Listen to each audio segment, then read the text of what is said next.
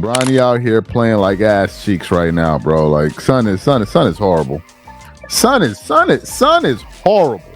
Son is horrible. I am pleading with LeBron James as a father. Stop this. Stop this.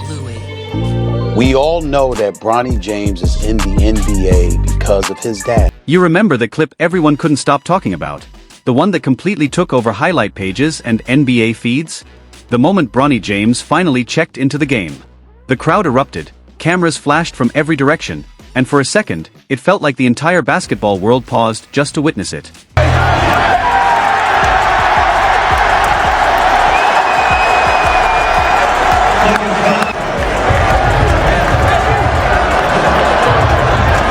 Yeah, that one. The wild part is that single moment, Bronny finally stepping on the court, got more attention than the actual game itself. The Lakers rolled into Phoenix and got blown out by the Suns, 103-81, a full 22-point preseason beatdown. But instead of talking about how bad the Lakers looked, every headline shifted straight into hype mode over Bronny's debut. It was a full-blown media frenzy. Here's the cold, unfiltered truth. Bronny played 24 minutes that night, took 12 shots and made just one, a lone three-pointer. He went 1-4-12 from the field, just 3%, and 1-4-8 from beyond the arc, only 5%. Those aren't opinions, those are straight box score receipts. Meanwhile, Austin Reeves quietly dropped 20 points and actually looked like he belonged out there, but no one was talking about that. That's their China's Vegas. Connect, catch, shoot with the clock winding up. Oh, bro! But who did all the talk shift to? Bronny. Every post, every headline, every clip, all about him. 2 nights later, it was the same story, just a different opponent. This time, against the Golden State Warriors, Bronny logged 23 minutes and finished with 5 points, 3 rebounds, 3 assists and 5 turnovers. That's rough, no way around it. The Lakers dropped another one, 111-103. And no matter how hard you try to spin it, those numbers don't lie. Have to be aware of where he is when the rebound comes off. Here's Reeves going all the way to the basket, something he does really as well as that. Even if it's just preseason, 5 turnovers and poor shooting in big minutes make fans start asking the obvious question. Why is he getting this kind of leash right now? That's when the TNT crew started to heat up. And Charles Barkley, who's been brutally honest about Bronny from the start, didn't hold back this time. Everybody on the Lakers is fine what LeBron did for his son.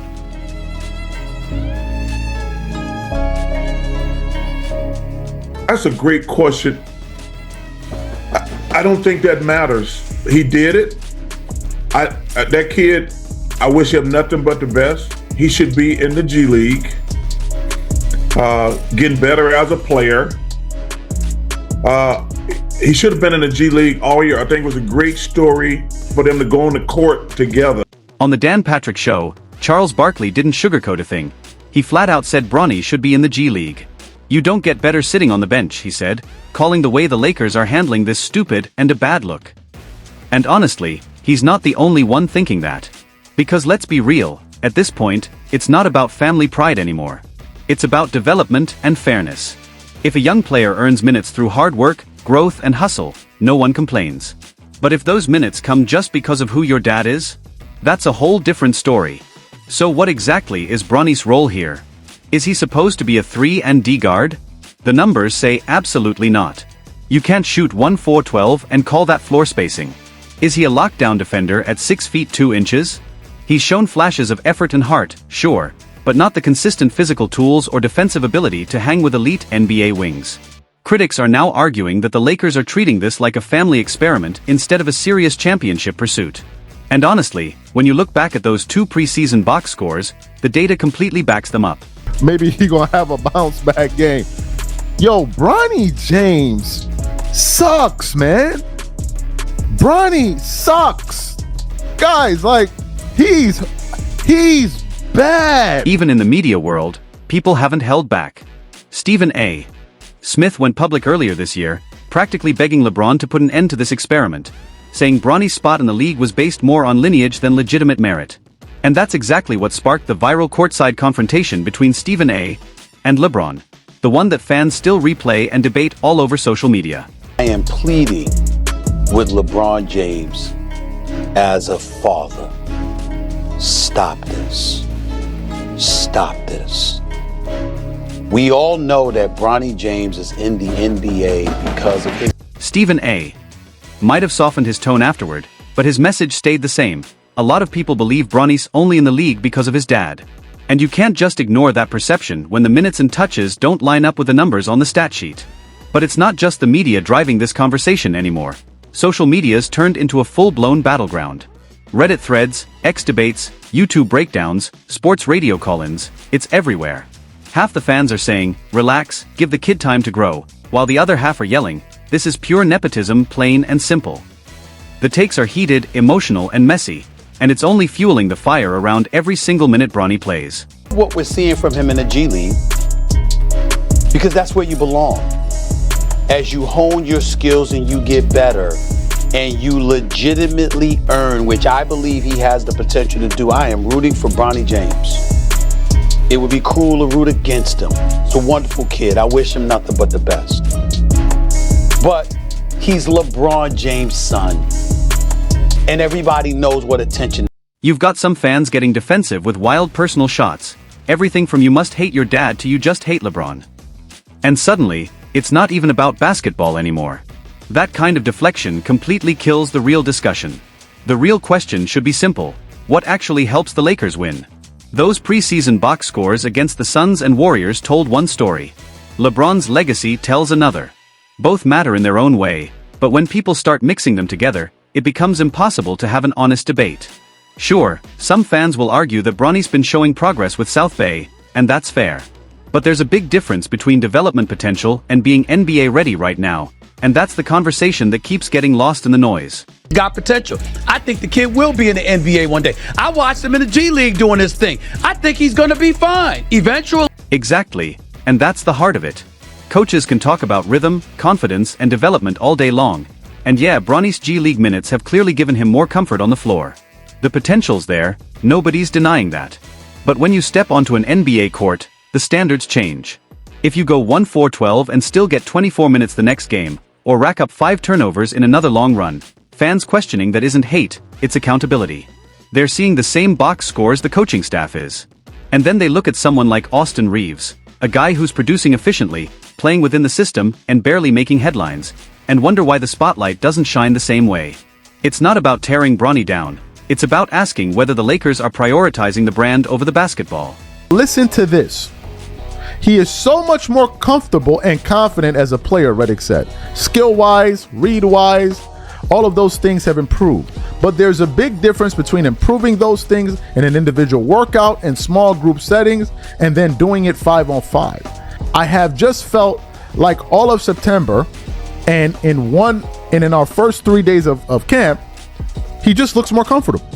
To be fair, Coach J.J. Redick did come to Bronny's defense after that loss to the Suns, saying he's a totally different player from where he was a year ago and crediting his time in the G League for that growth. That's the optimistic perspective, the one we don't always see beyond the box scores and highlight reels. Maybe there's more happening behind closed doors, the film sessions, the late-night workouts, the quiet improvements that don't show up on stat sheets. And if that's true, then maybe patience is part of the plan. But for fans watching the games, all they have to judge are the numbers and the minutes, and right now, that gap still feels hard to ignore. Confident in myself right now, so I'm ready to go out there. You know, everything is paid off. All the work, all the late nights, all the early. But right now, the numbers and the eye test, they're both screaming for answers. Let's be real about how this whole story is being shaped. The media, highlight pages, Instagram edits, X clips, they're all part of the same ecosystem. Every time Bronny throws down a putback dunk at Chase Center, hits a corner three, or checks in beside LeBron, it's instant viral fuel. Those clips hit social feeds within minutes, rack up millions of views, and boom, the narrative resets. Suddenly, the focus isn't on the stat line or the loss, it's on the moment. The machine thrives on that. Every reel, every edit, every thumbnail with LeBron and Bronny in bold text, it's engagement gold. The irony? The story that should be about development and fit has turned into a content economy.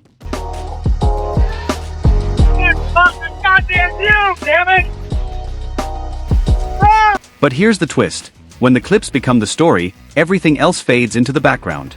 The blowout losses, the poor shooting nights, the sloppy turnovers, they all get buried under the highlight edits and viral moments. And to be fair, highlight accounts are just doing their job. Their goal is engagement, not accuracy. But that non-stop hype builds a sentimental storyline that pushes the real basketball conversation out of sight. If you want the feel-good version, scroll your feed. But if you want the truth, check the box score. Because here's the uncomfortable question people keep asking. If Bronny wasn't LeBron's son, would this even be a national story? Would NBA TV, Bleacher Report, and every sports page still be flooding timelines with his clips? Stephen A. Smith said it straight earlier this year. Bronny is in the NBA because of his dad. And that quote has become a rallying cry for frustrated fans everywhere. This isn't some wild conspiracy theory, it's just a chain of obvious events. A superstar father, an unprecedented father-son roster, and a media system built to capitalize on it. Of course it generates buzz, that's the design. But the only thing that truly matters for the Lakers is whether those minutes lead to wins. And based on the preseason so far, they haven't. Then comes the slick media choreography. You can almost see it happen. Some hosts soften their words, careful not to cross lines because they're too close to players or management. Others hold back because they don't want to look like they're tearing down a young player tied to one of the biggest stars in sports history. And let's be real, LeBron's known to clap back when criticism gets too personal. That's why that fiery courtside exchange with Stephen A. Smith still echoes online. What we're left with is media triage, coaches praising him, highlight accounts posting him, and analysts tiptoeing around him. It's a cycle that protects the narrative but avoids the truth. And that raises a real question. Are outlets chasing clicks and relationships instead of calling it straight? When you see how carefully clips are edited and framed, it's a fair point. Now, switching back to basketball reality, a roster only has so many spots. Preseason minutes aren't for nostalgia, they're auditions. So when Bronny shoots 3% from the field and 5% from 3, yet still logs the second most minutes on the team that night, fans have every right to ask what's going on. Are those minutes about building chemistry, or just keeping the storyline alive? Coaches and front offices have to answer that honestly. Because if the goal is to win now, then minutes should match production, not pedigree. And let's not forget, preseason stats can lie. A couple of late free throws or garbage time buckets can look like progress in a highlight edit. Some outlets post Bronny's makes like he's breaking out while completely ignoring the 1-4-12 shooting nights. That kind of selective storytelling might be great for clicks, but it's terrible for accountability. You can't evaluate a player through hype reels. You've got to look at turnovers, shot selection, defense, and overall efficiency. Bleacher Report, NBA social pages, highlight hubs, they all feed this cycle, whether they mean to or not. So where does that leave us? With two versions of reality. One, where coaches and teammates publicly praise his progress. And another, where fans and analysts see a huge gap between the hype and the actual results. Charles Barkley and others aren't just inventing criticism, they're reacting to the same numbers anyone can pull up. If the Lakers want to silence critics, it's simple, give Bronny a real development plan. Let him thrive in the G League, define his role, and earn his way back. Or play him when he's ready, when he's efficient, composed, and contributing to wins. But if they do neither, this whole thing keeps looking like a PR project instead of player growth. And make no mistake, the noise isn't going anywhere. The defenders, the diehard fans, the critics, everyone's getting louder. But here's the truth, criticism isn't hate. Questioning minutes, shot selection, or roster choices is what keeps a franchise honest. If your first response is to turn that into a personal or family attack, then the conversation's already left basketball and entered tribal chaos. What actually matters are the numbers, cold, clear, and fair. If a player's producing winning basketball, he earns those minutes. If not, he develops somewhere else. Simple as that. For the Lakers, this preseason should serve as a wake-up call. Legacy moments might trend online, but highlight reels don't win games. Real roster building needs consistent, no-nonsense evaluation. Whether it's Bronny James or anyone else wearing the purple and gold. So ask yourself, what do you want this franchise to be? A storyline factory chasing clicks and feel-good moments, or a serious team chasing wins and banners? The preseason box scores already have the receipts. Everything else, the viral clips, the edits, the hot takes, that's entertainment. But when the real games start, only one thing talks louder than hype, the numbers.